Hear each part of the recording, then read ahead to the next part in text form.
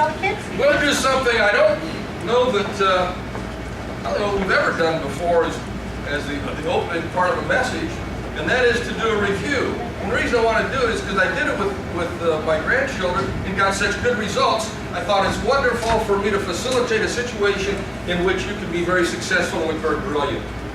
However, some of you weren't able to be here last Sunday, so you won't look brilliant.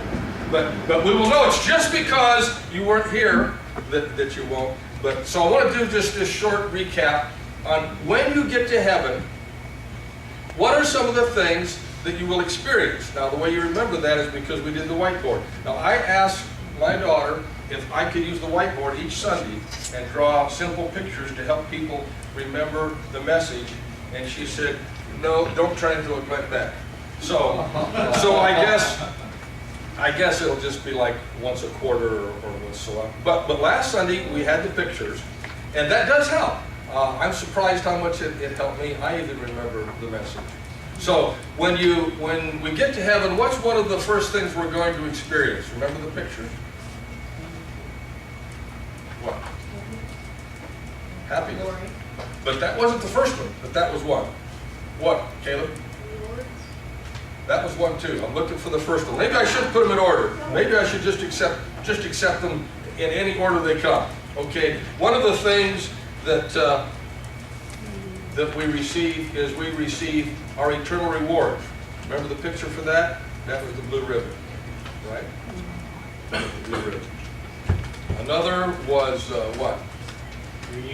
Reunion. That was these two stick people hugging each other. There's going to be a reunion when we get to heaven. I'm going to see the people that we have loved in this life, in this world, and even some people that we never met before. There's going to be a reunion of spirit. But there's going to be a reunion. What was the other picture? It was a picture of keys. What did the keys represent? Responsibility. When you get to heaven, God is going to assign you a responsibility and some things that you are to accomplish, because no life, even in heaven, seems worthwhile if there's nothing to do. So you're going to have responsibilities based upon what you've done here on earth. I went to a job one time and was applying for a job, and he said, well, what did you do well on your last job? And I told him, and so I got hired. So when you get to heaven, God's going to say, let's see what you did well when you were on earth. We'll have you do some of that. And if it's a wonderful and glorious thing, that's what you'll do on in eternity. There's going to be responsibilities. Remember the picture of the two trees and the hammock? What does that represent? Rest. Going to get a chance to rest. And somebody is saying, do I have to wait till heaven? I'm pretty tired this week.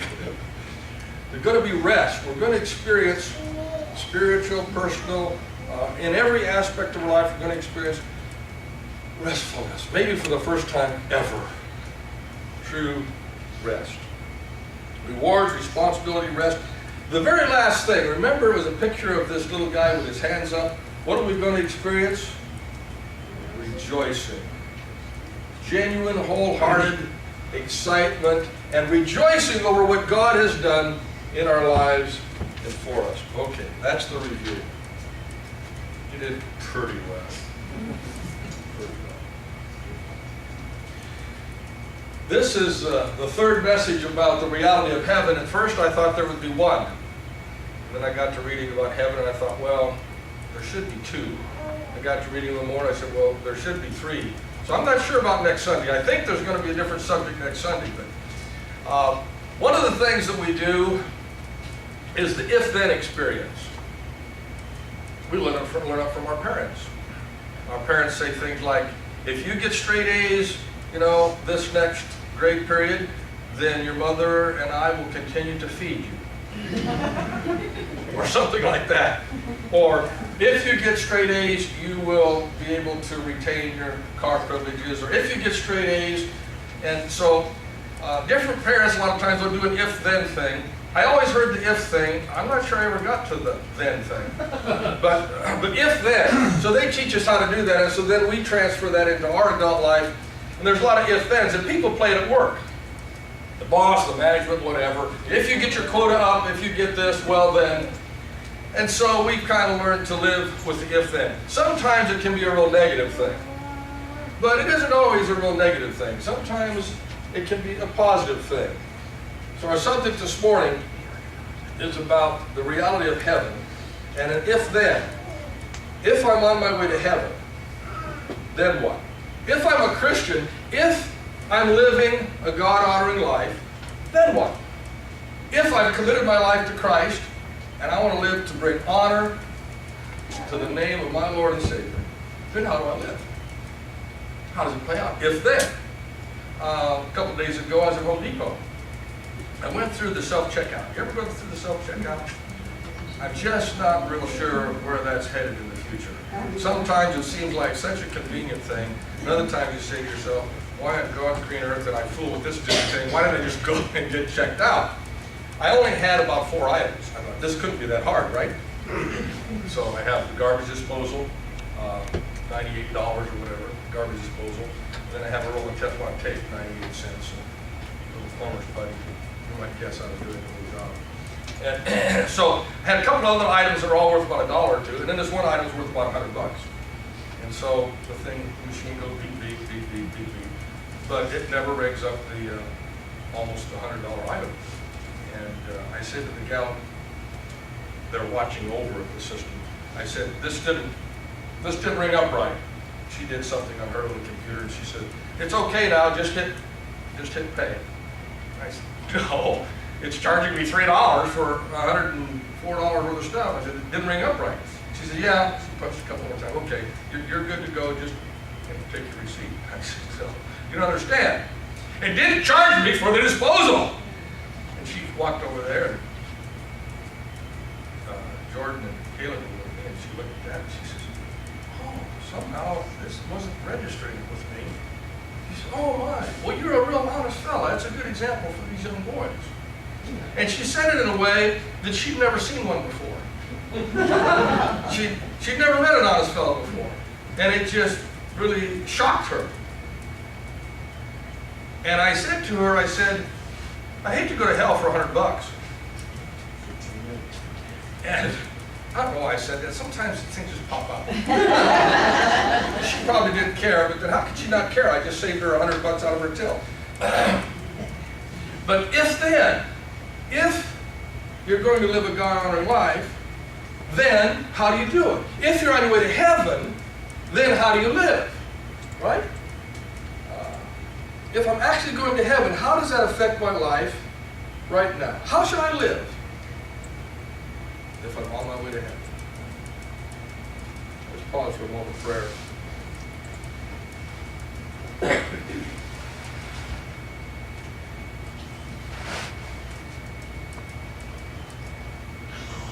Lord, help us in our heart of hearts. Simply be aware of what you say to us during these moments in the days to come.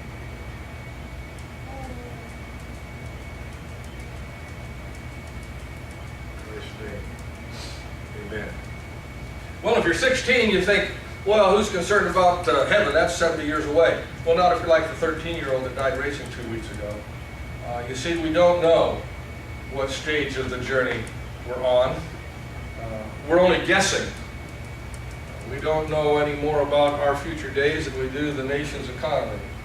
I hope you didn't look at the paper today. If you did, I'm glad you came to church. We need to think about heaven, because this world ain't looking so good right now. Today's paper didn't look too good. I'm kind of sorry I looked at the front page myself. I thought, okay, I need to think a little more about heaven. If you're going to heaven, it affects us. We have new values. It changes our value system. It's important to store up our treasure in heaven. The rewards come by my actions, my thoughts, my decisions, my words, my kindness. There's a new set of values, and we begin to view things a little differently when we know we're on our way to heaven. I worked with any number of guys. They were convinced, and they convinced me rather easily, that they were in fact on their way to hell. And that influenced how they lived their lives. And maybe you lived that way for a while. I think most people have for a certain portion of their life, been pretty well convinced they were on their way to hell, and that influences the way you live your life. And if you're convinced that you're on your way to heaven, that influences the way you live your life. It influences our values, how we treat people, how we live our lives. And so we have new values when we realize we're on our way to heaven.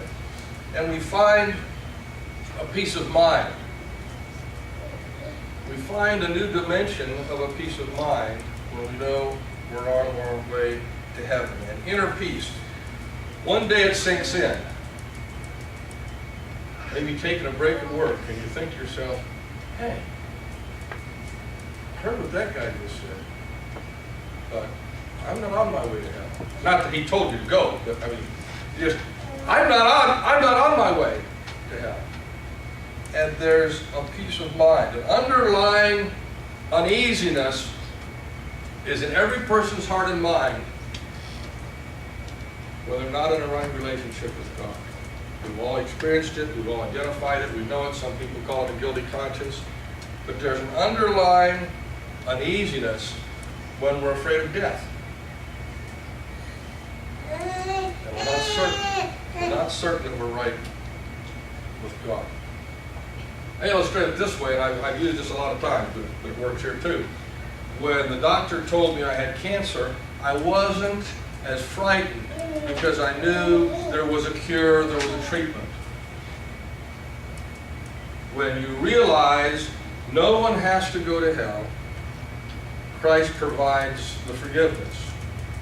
There's a weight that is lifted off of our shoulders. I don't know, in the years that Joyce and I, we were active in Youth for Christ in Kansas City for about 7 years. And during that time, we went back to the prayer room hundreds of times and spoke with hundreds of teenage kids that had prayed to receive Christ into their life. And I heard this and saw this face to face literally hundreds of times. And you've experienced it yourself if you've asked Christ to come into your life and forgive you. And kids would tell me, I just feel like a weight's been lifted off of me. Like a heaviness is gone. We find a new inner peace when we know that we're on our way to heaven. Some people get real uptight because they say life isn't fair and I'm not getting a fair shake and I'm not getting what's due me. It's easier to accept that if you know you're on your way to heaven. I heard a short interview by Scooter Libby the other night, and kind of fits here a bit. At the conclusion,